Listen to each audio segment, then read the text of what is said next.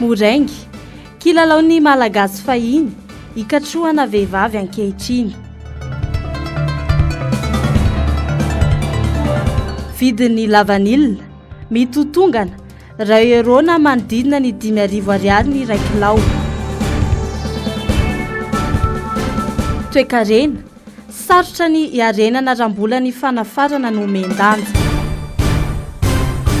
Sarotra ny fandidiana ho an'ny Madagasikara ho ny mpanao politika no sady paitoekarena Raromanana Patrick tao amin'ny page Facebook. Mikatona tanteraka ho izy ny fitondrana Rajoelina.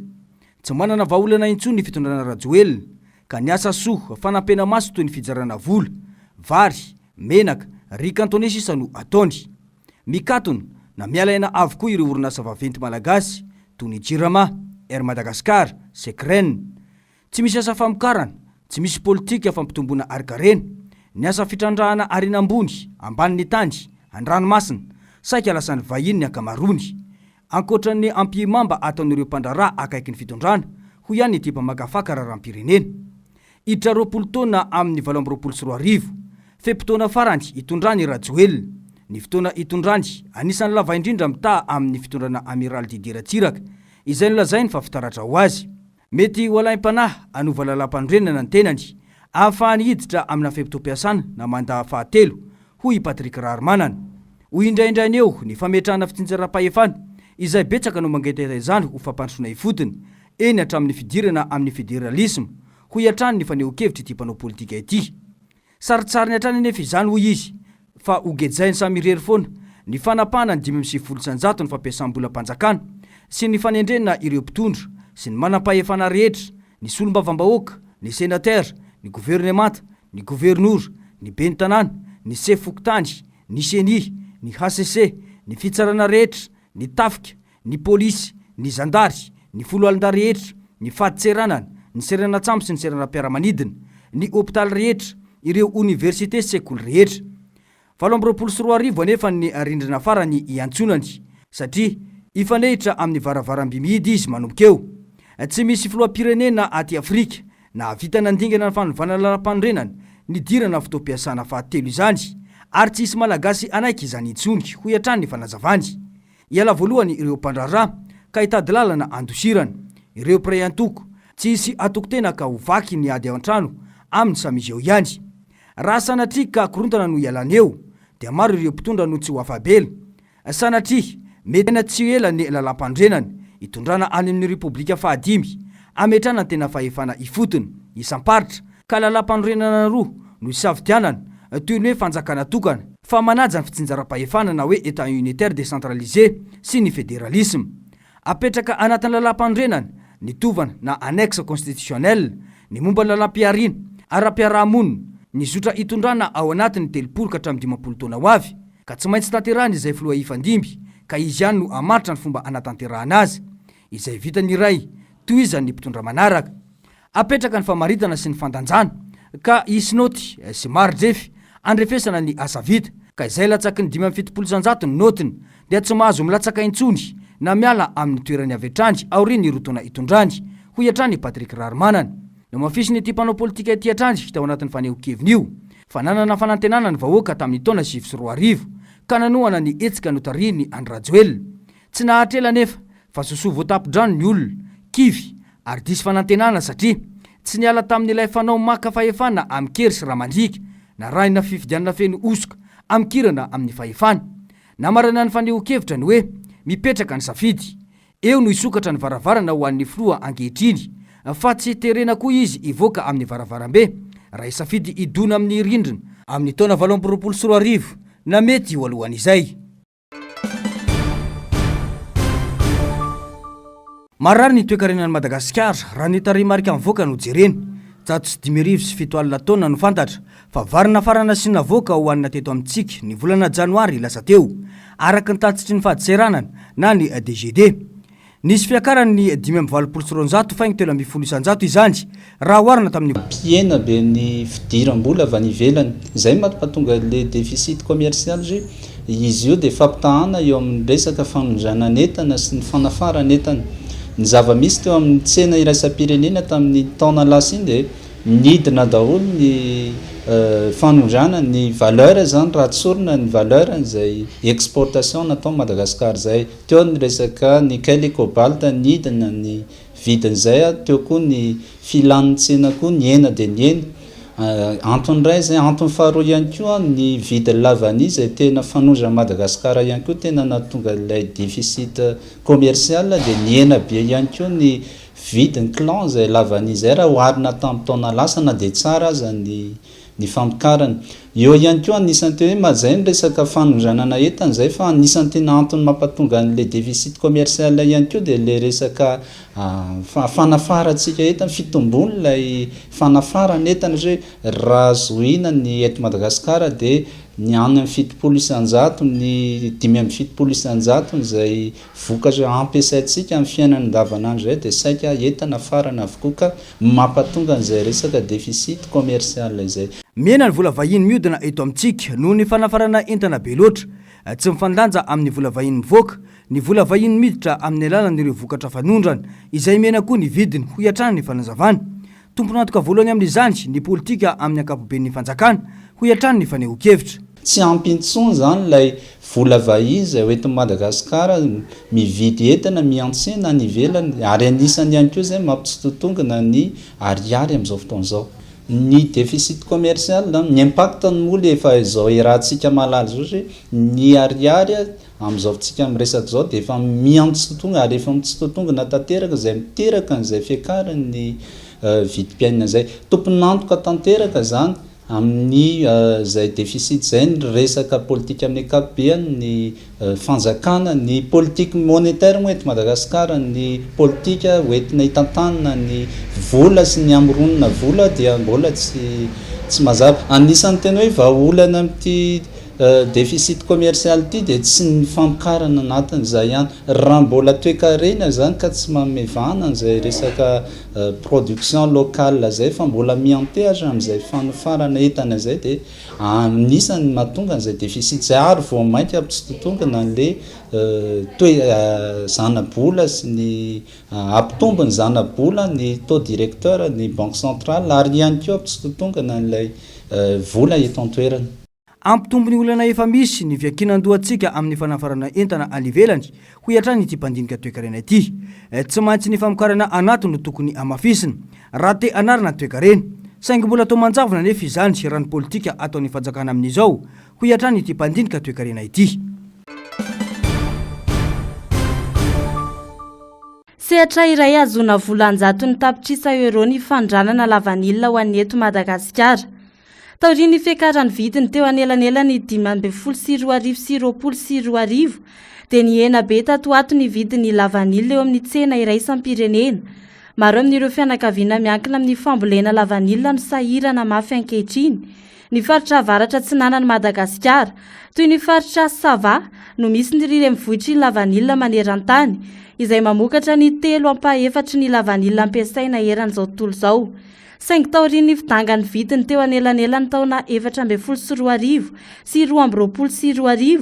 dia ny ena be tsy ankiato izany ka raha $500 isaky ny kilao zany tamin'izany dia lasa $50 tamin'ny taona 2020.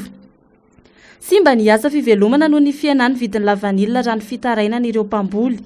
Tsy araka intsony ny fianarana ankizy sy ny fiainana andavanandro noho ny vola azo amin'ny lavanilina izay tsy mahasahana intsony ny filana andavanandro. Mba iantohana fidiram-bola farafakely no an-tatsaha dia nametra ny fanjakana hoe tsy latsaky ny $17 isaky ny kilao ny vidiny lavanilina maitso vidina amin'ny tantsaha ary $520 ho an'ny lavanilina voahomana amidy any ivelany. Saingy noho ny fitarainan'ireo firenena mpividy dia niverin-dalana tamin'ny taona 2020 ny fanjakana ka io vidiny lavanilina mitotongana io ankehitriny. Tafidina hatramin'ny €1 ny kilao ny lavanilina maitso amin'izao fotoana izao. Velon-taraina ireo tantsaha manoloana izao tranga izao ka mangataka ny hijerena akaiky ny vokatra lavanilina ity sehatra ity izay manan-danja tokoa eo amin'ny toe-karena ny Madagasikara.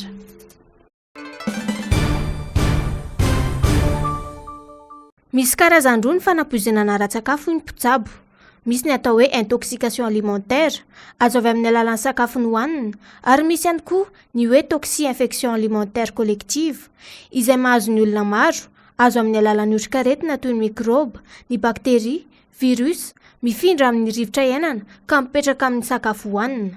Tsy eto Madagasikara ihany no misy ireo karazana fanapoizinana ara-tsakafo ireo fa maneran-tany, saingy eto amintsika mbola tsy voafaritra ny tahan'ny olona voan'ny karazana aretina azo avy amin'ny sakafo tsy voatandrana hoy ny fanazavana. Eny angangamba faritantsika misy famaritana kely anankiroa samy hafa izay tokony fantatritsika. Misy ny antsoina hoe intoxication alimentaire sy ny antsoina hoe toxi-infection alimentaire. Dia jerentsika rehefa avy eo inona avy ny mety ho antony. Ny intoxication alimentaire dia aretina, maladie infectieuse, accidentelle, tonga tsinahy, contracté azo avy amin'ny fihinanana sakafo, contaminé, zany nisy otrikaretina na mery anazy na rano contaminé, zay no antsoina hoe intoxication alimentaire. Fa inona ndray no antsoina hoe toxi-infection alimentaire. Ny toxi-infection alimentaire ndray zany a somary ataoko amin'ny teny frantsay kely dia aveo azavako. Raha toa si cette contamination est due à des agents pathogènes infectieux, zany azo avy amina la contamination amin'ilay sakafo zany dia azo avy amina microbe. Izay a mahatonga ilay infection ka reo microbe reo dia misy karazany maromaro. Mety ho bactérie, mety ho virus, mety ho kankana na prion. Dia amin'izao fotoana zay tenenina hoe toxi-infection alimentaire ilay izy. Aretin-kibo toy ny fivalanana, fandoavana matetika ny fomba fisehon'ny aretina. Ny fanatonana mpitsabo no vahaolana hisorohana ny fahasarotana satria mety hitarika hatramin'ny fahafatesana tampoka ny fanapoizinana ara-tsakafo. Reto avy mety ho zavatra miseho raha toa ka tratra ny antsoina hoe fanapoizinana ara-tsakafo ny olona anankiray. Taoriana fihinanana an'ilay sakafo izy mety ora vitsivitsy na minitra vitsivitsy na andro vitsivitsy. Dia inona zavatra miseho, mety maloloy, dia mety mararirary ny kibo, dia mety mandoa mihitsiny, dia mety mivalana, dia mety mafana, dia manarak'izay mety mararirary ny tenda, dia manarak'izay mety mararirary ny loha, dia manarak'izay lasa reraka. Dia zay zavatra zay mety ho afaka izy ny apitsy fa rehefa avy eo raha toa ka tsy voatsabo tsara io dia mety misagrave. Dia manarak'izay lasa tonga dia lasa mety marary kokoa ny vanitaolan'ny olona anankiray, dia mety mamay be. Dia maninona manarak'izay lasa tonga dia mety reraka be ilay olona raha tsy voatsabo dia mety afara any amin'ny antsoina hoe fahafatesana ao anatin'ny fotoana tsy ampozy. Azo tsaboana tsara ny fanapoizinana ara-tsakafo raha ny fanazavana ihany. Mahafehy izany raha teo ny ankamaroan'ireo mpitsabo eto amintsika raha ny fanamafisana. Mifototra amin'ny fiahiana sy fitsinjovana ireo mpiarabelona marefo sy manana olana, ny famerenana ny olona iray eo anivon'ny fiarahamonina ny asa sosialy, hitarika fiovam-petsika ho an'ireo sokajin'olona ireo. Ny zavatra tenenina angamba dia efa ny fisaorana ny université an'Antananarivo moa zany dia ny fisaorana ihany koa ireo ray aman-dren'ny mpianatra ataontsika eo na amin'ny fitokisana satria raha tsisy an'izy ireo dia tsisy mpianatra mianatra amin'ny FPTSD. Dia manome fisaorana ihany koa ny fitondram-panjakana izay manome tolo-tanana hatramin'izay moa zany dia ireo ataontsika eo OSC rehetrarehetra sy ny partenaire ny FPTSD nandritra n'izay 20 taona nisina zay satria zay moa zany tamin'ny 2004 no niforona. Dia engany ny asa sosialy mba hitondra fiovana lehibe eto amin'ny firenena ary tokony hijery manokana an'izay asa sosialy zay tsika sy amin'ny lanjan'izay foana.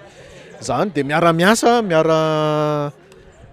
foana zany tsika rehetrarehetra dia miara-miainga dia miaraka mandroso ho any amin'ny fampandrosoana ny firenena. Tsy mialonjafy ny FPTSD fa miara-miasa amin'ny rehetrarehetra. Maro ireo trangana herisetra hita sy iainana eny anivon'ny fiarahamonina malagasy ankehitriny hoy ireo mpianatra. Anampiana fiarahamonina amin'ny fiatrehana ireny no isan'ny antom-pisian'ireo mpiasa ara-tsosialy izay nandrato manokana ny lalam-piofanana asa sosialy. Azo lazaina hoe mpahay fiarahamonina miantsehatra mivantana eny Ankanja ireo olona misehatra amin'ny asa sosialy hoy ny fanazavana. Ny asa ataonay androany dia misensibiliser ny olona amin'ny resaka herisetra, izany hoe ezahana hena moa zany ny herisetra eto Madagasikara. Ny ankamaroan'ny malagasy moa zany miaina ao ambanin'ny herisetra. Raisiko ohatra hoe any ambany tanàna zao, ny any zao tena hoe hita tena mirongatra be ny herisetra. Dia ny atondianay androany ezahana ireo olona izay mpiray tanindrazana amintsika mba hanafoana anafoana moa zany mbola sarosatra fa hoe anena n'le tany erisetra eto Madagasikara ampianarina zareo hoe izao no tokony atao izao tsy azo atao fahafantarana zareo zany le lalàna misy eto Madagasikara mba ialana amin'le hoe ambany erisetra sy ny didijadona sy ny olana maro samihafa tsika eto Madagasikara moa zany dia izay zany ny antondihany androany journée internationale pour les travailleurs sociaux zany hoe atao mention anay moa zany zay travailleurs social dia ny asanay nanokana activité zay hoe amin'ny resaka hoe fanetanan'olona io zay tena ataonay aty Analakely donc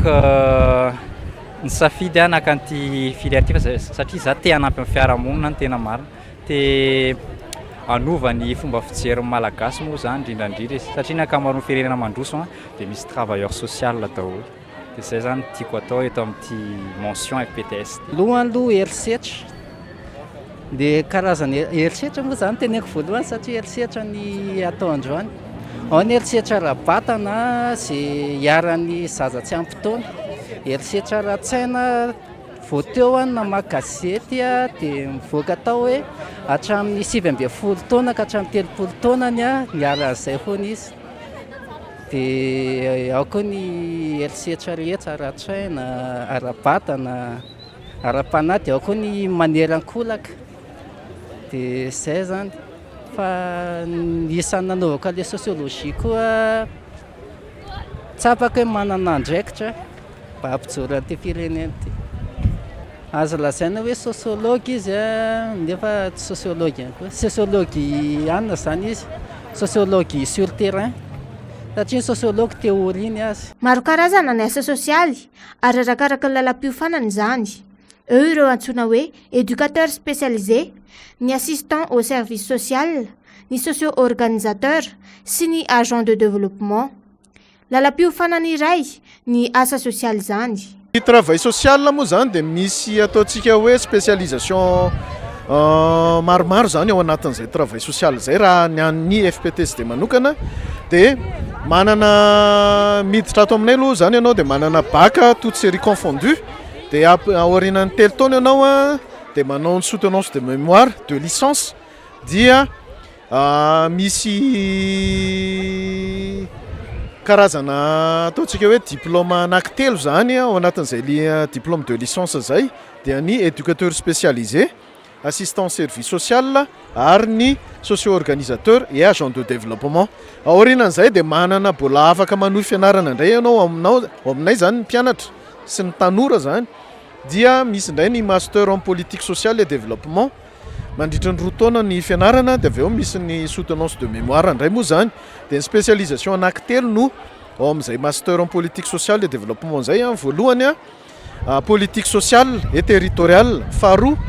éco-développement organisation en milieu du travail ary ny farany politique éducationnelle culturelle et développement durable dia mbola misy ihany mbola afaka manohy fianarana ihany zany mpianatra fa misy fepetra maromaro zany ny ahafahana manao ny doctorat profession en politique sociale et développement zay nanomboka tamin'ity taom-pianarana 420 sy 520 sy 2 ty ny asa tao anatin'izay travail social zay zany dia arakaraka ny zava-misy sy ny olana eny anivon'ny fiarahamonina no atao fa ny spécialisation zany sy ny spécialisation zany no samihafa araka ny teneko teo misy ny atao hoe éducateur spécialisé assistant service social socio-organisateur dia reny efa niofana mandritra ny 3 taona mikasika an'izay dia arakaraka ny lay zava-misy eny an-toerana no hitsofoandry zareo anamafy ny firahalahiana amin'ny olon-drehetra ametrahana fiarahamiaina sy fiarahamonina maharitra ny lohahevitra no mbanjinina tamin'ity 12 martsa andro maneran-tany ho an'ny asa sosialy ity nisy ny hetsika natao anamariana izany tetỳ amin'ny manodidina n'Analakely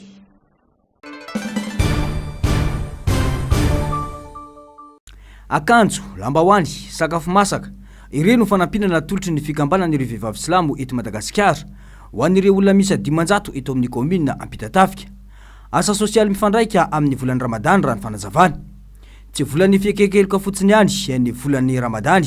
fa natao ifampizarana fitiavana ho an'ireo mpiarabelona hita fasahirana amin'izao fotoana izao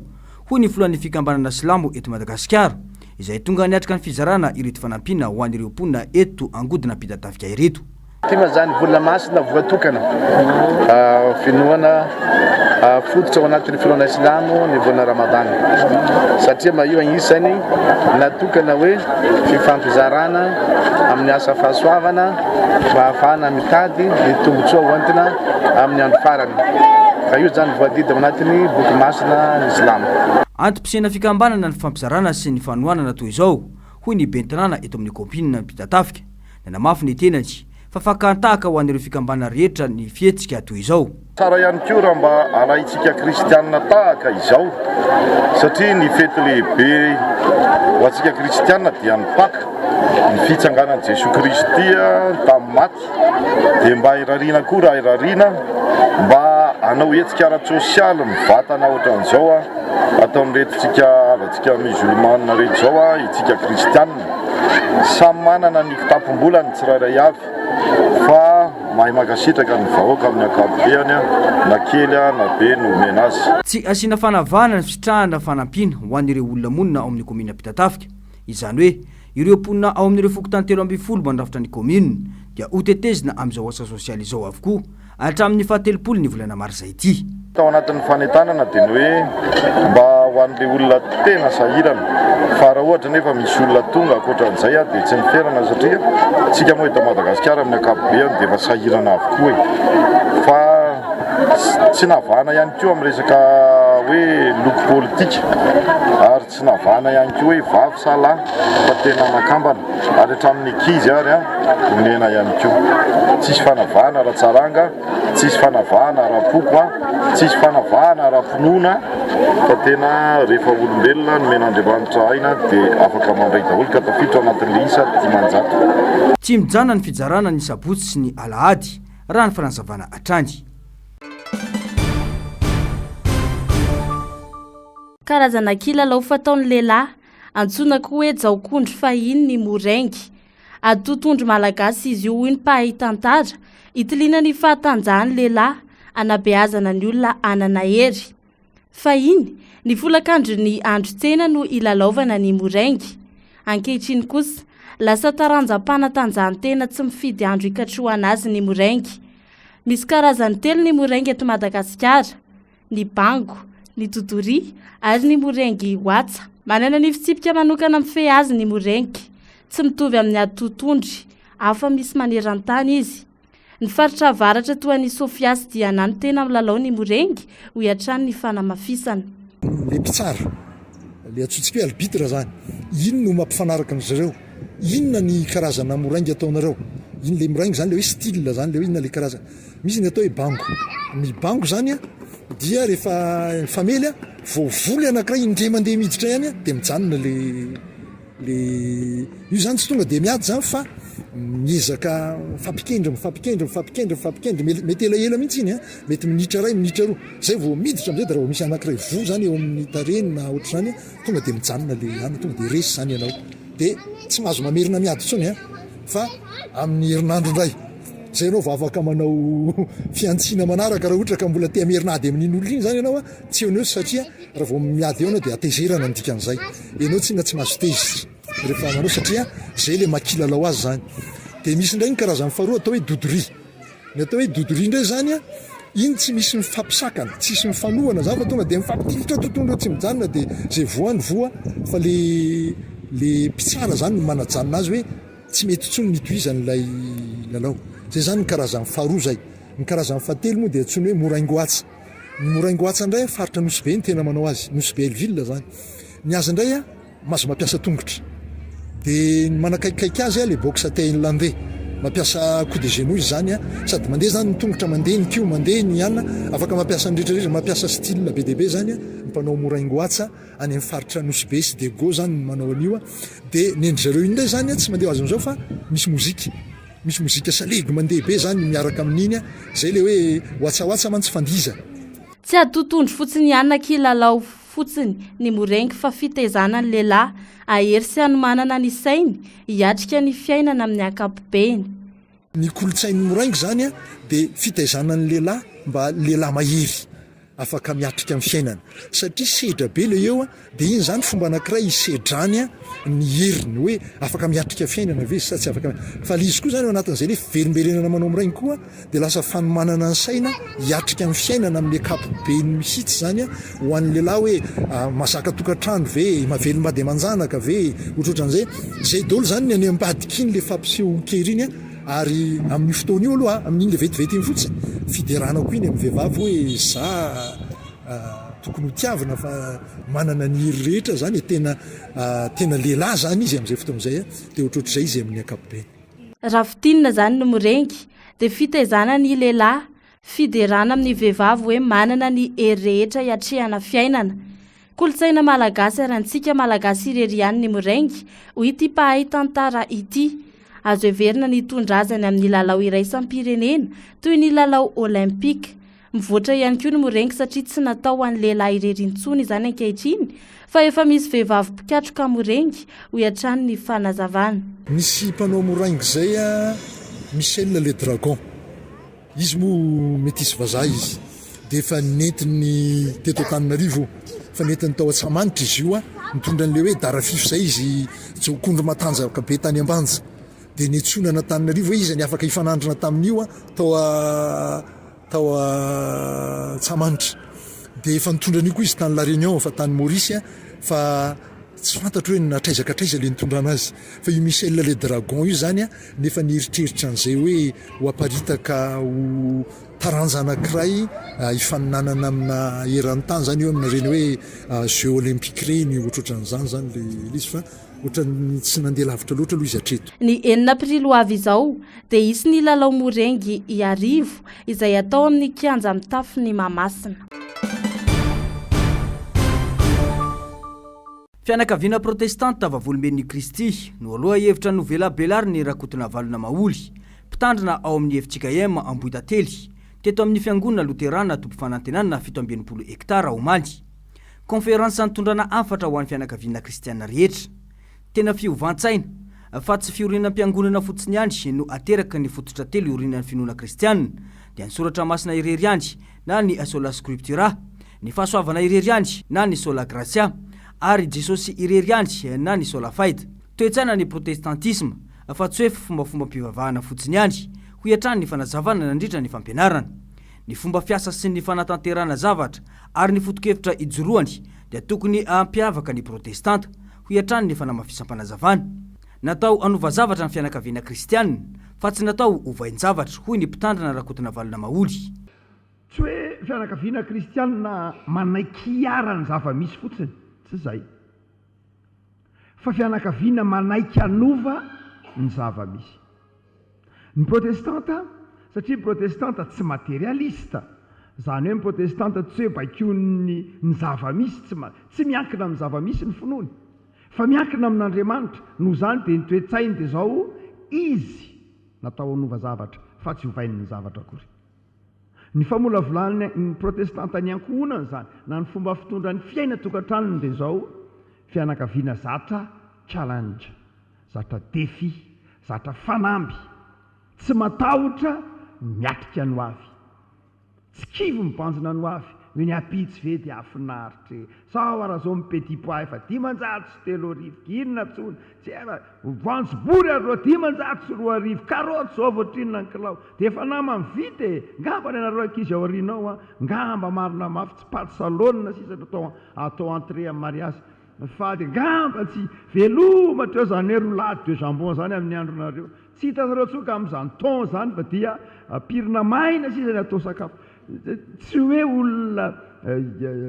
pessimiste na olona kely finoana tahaka izany ny fianakaviana protestanta tsy ohatr' izany tsika fa itsika vonina manana satria ny fitaovany eo ampelatana antsika tsy materiel tsy ny vola tsy ny zavatra mitranga hoe satria zao ny fiainana de ohatr' izao fa tsika manana ny tenin'Andriamanitra iorenantsika ary ny finoantsika no mibaiko antsika de asa fianakaviana manana fahasahina hiatrika hoe na inona de zao ny apitsy de tsara noho ny ankehitriny na inona de zao ny zavatra rehetra miara-miasa asoa zay tia an'Andriamanitra ka nalafo ny fiainana na lafo ny hena na miakatra ny lasantsy na midina ny vary tsy an'ny olana ny fianakaviana protestanta satria olon'ny finoana sy ny fahatokinan'Andriamanitra izy. Vanim-potoana ilan'ny fianakaviana tohana sy fanabeazana ny zava-misy ankehitriny. Mafy ny zavatra lalovan'ny isa-tokantrano malagasy manoloana ny olana ara-piainana miseho eto amin'ny firenentsika. Raha tsy voabe anefa ny fianakaviana ary raha mikorontana ny fianakaviana dia mikorontana ny firenena no digan'izany. Hoy kosa ny pastora Rabarimanana Irbadimby Alfred. Zasany dia mahita hoe simba ny lafim-pianakaviana ankehitriny.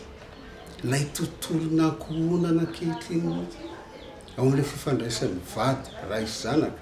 fifandraisan'ny mpivady dada sy neny, fifandraisan'ny zoky sy zandry, dia be dia be ny zavatra efa simba amin'ity fiarahamonina ity. Aleoany io taratry ny zavatra hitantsika io. Raha vao ny fianakaviana no tsy milamina ny fiangonana. Raha vao ny fianakaviana no tsy milamina ny firenena. Mivoaka any ilay tsy filaminana ato anaty fianakaviana. Ka hoy aho hoe ny fitsaboana ny fianakaviana ny zava-dehibe. Fa rehefa milamina atao ny fianakaviana ato dia mba misy apahany ihany makany amin'ny fiangonana, firenena, fiarahamonina, mpiara-miasa satria milamina ilay toerana hipetrahan'ilay olona ato anaty fianakaviana. Tsara moa ny manamarika fa isan-kariva amin'ny dimora no misy ny konferansa ho an'ny fianakaviana kristianina eto amin'ny FLM 720 hektara mandrindra ity herinandro ity. Nilanja ny fianakaviana teo amin'ny tontolo jiosy arak'izay voalaza ny testamenta vaovao kosa no nozaray ny Dr Falomana Jean Didier avy eo amin'ny salta io ariva io. Ho an'ny rampitso dia ny filohan'ny fiangonana FJKM Irako Andriamasoami no hitondra ny fampianarana izay mitondra loha-hevitra hoe tokantrano kristianina mitaiza ny tanora ny olombanona.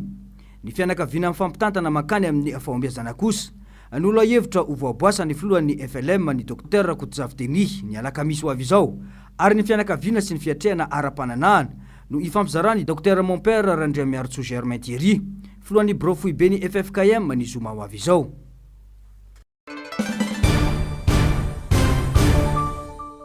Tsy handray anjara amin'ny fifampiresahana sy ny fandriam-pahalemana izay nokasaina tao Androany 12 Martsa tao Luanda, Angola, ny vondrona amin'ny tampiadiana M23 toana ny tafika Rwandais izay miady amin'ny gouvernementan'ny Repoblika Demokratika ny Congo raha ny fanambarana nataon'izy ireo omaly alatsinainy 17 Martsa.